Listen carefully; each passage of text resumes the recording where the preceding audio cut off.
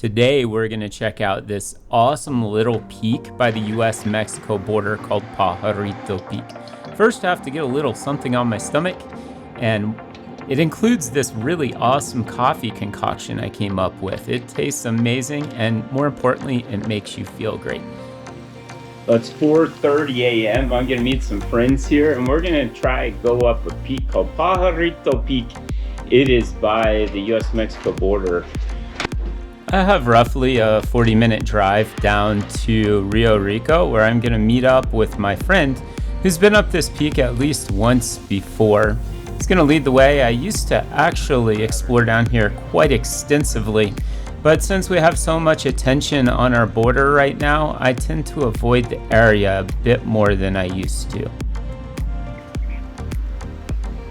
It's very nice and cool. I suppose it's probably about 65. These hikes are always amazingly inspirational, seeing all these interesting formations in nature.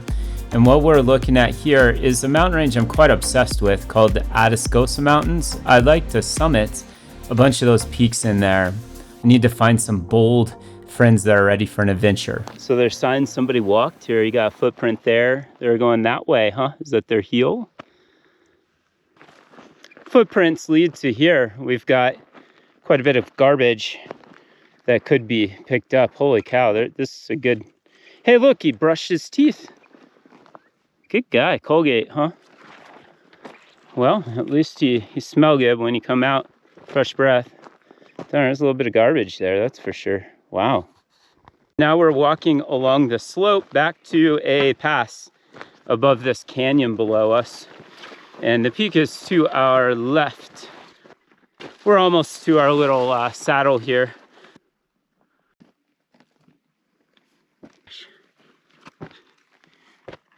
There's only another, I don't know, 50 feet maybe of a climb here until we get to the pass. Well, we're gonna make our way up from the saddle now towards the peak itself. Two things make a hike a lot easier. One is that it's a defined trail that's like the interstate of hiking.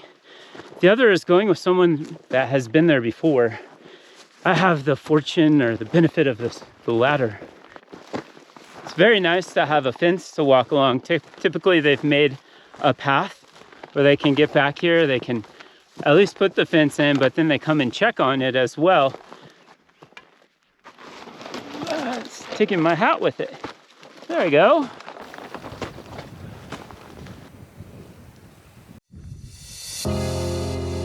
There's some old equipment up here. I don't know if that's a weather tower. It looks like a camera. It has a camera in it, but it seems to have tipped over.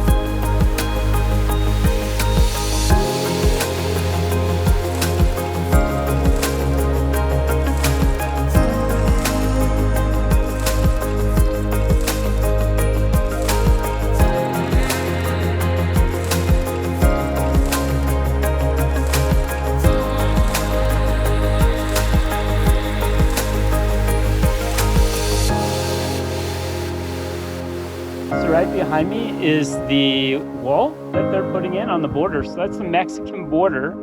And their plan is to put a wall all the way across.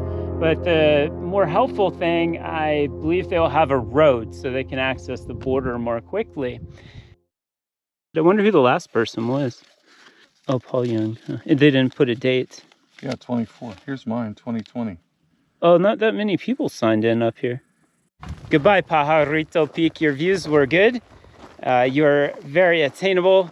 We are now going back to the car.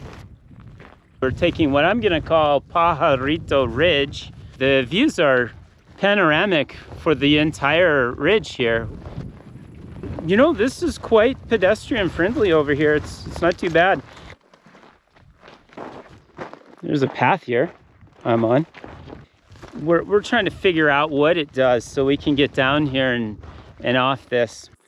Yeah, I'm pretty sure if we go down here, there'll be a saddle and we can just head to the left and out the ditch if we have to. A lot of loose rock, shale perhaps. I'm not a geologist, but every time you step, you slide just a little bit.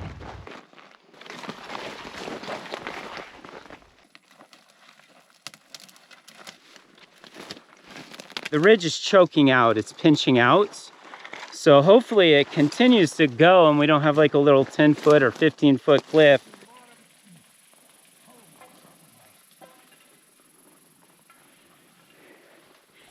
So we traversed the end of where this pinched out. I did it, and now we're gonna slide down this little chute. It looks like deer might have used it before. It's very steep, but we can get off this super loose ridge here that has exposure on both sides. So to give you an idea how loose this is, it's just like everything I stepped on, it just comes apart and it's quite steep. And then it just drops right over there. Hopefully I don't just slide to the bottom. Nothing to grab onto right there. Did you slide here? Ah, yep, I assume you did. Get away from that. Holy shit. That's a first. It just gave way on me and led to a mini avalanche. This is where all that loose rock was. We traversed that little ridge. It was so loose.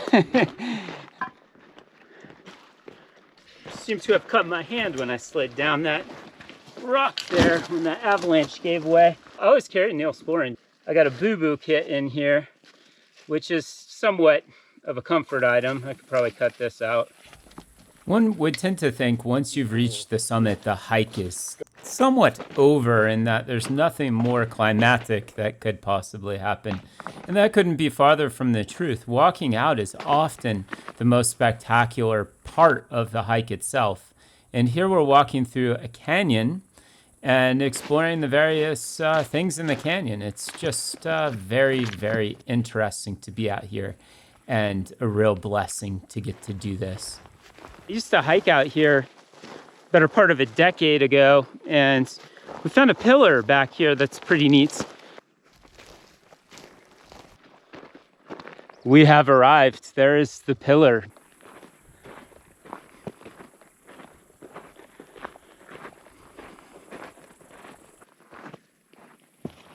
This is the crux of the road.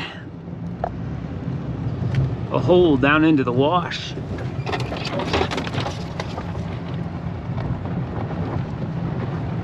No problem.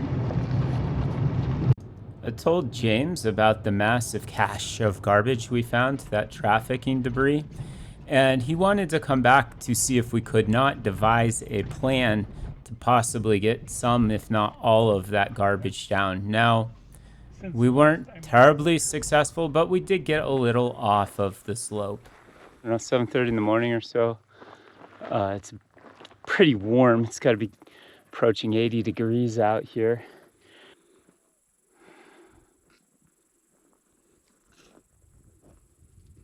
And this is a bunch grass. That's just a general term that agronomists use. Do they use it to make sod homes, or? No, just because it grows, it's a bunch. Oh. A bee. Mm-hmm. Just because it grows in a separate. We were probably a little too ambitious. It's getting hot out and we'd have to carry big bags of garbage in each hand, couple miles. We decided that garbage was too far away to carry, so we just started picking up what we could find along this little road. So if you come out here and you stick to these old roads, they're from mines or ranching, you're hunting or you're just riding a side-by-side around, four-wheelers, whatever, maybe you're driving your truck, you won't really see the garbage. But as soon as you come off the trail, it's much more common. There we go.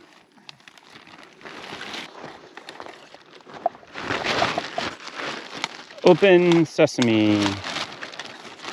There you go. No, coming out here and walking, picking up this garbage from traffickers is never gonna really put an end to it. But it's great exercise, and it does feel good to be out in nature like this. Behind me here are the Atascosa Mountains. We've explored those quite extensively. And then as we get farther north, you can make out over the horizon. Those are the Tumacacori Mountains. You're not going to try and eat one of them berries, are you? No, I'm not. They're dried out. They got seeds in them. Yeah, they are the seed. Watch the hole on the, go to the left. Yeah. Woo, that's a little hole. I have to go around the trees next time. I was joking with a friend the other day and I said, you know what? When I grow up, I want to be a dirtbag. So if you're not aware, dirtbag's kind of a slang name for a person that goes out in the mountains all the time. They climb, they explore, they spend their life in the mountains, but they live very minimally, kind of in the dirt, under a rock sort of thing. I'm under quite a bit of economic pressure right now, as I'm sure you may be as well. I just want to thank you for taking the time to watch a few of my videos. I put together a webpage, it's matthewjeski.com. Feel free to drop by there and shoot me a line, or you can leave a comment below the video. I'd love to hear from you, and until next time, make sure to get out and explore wherever it is you may be.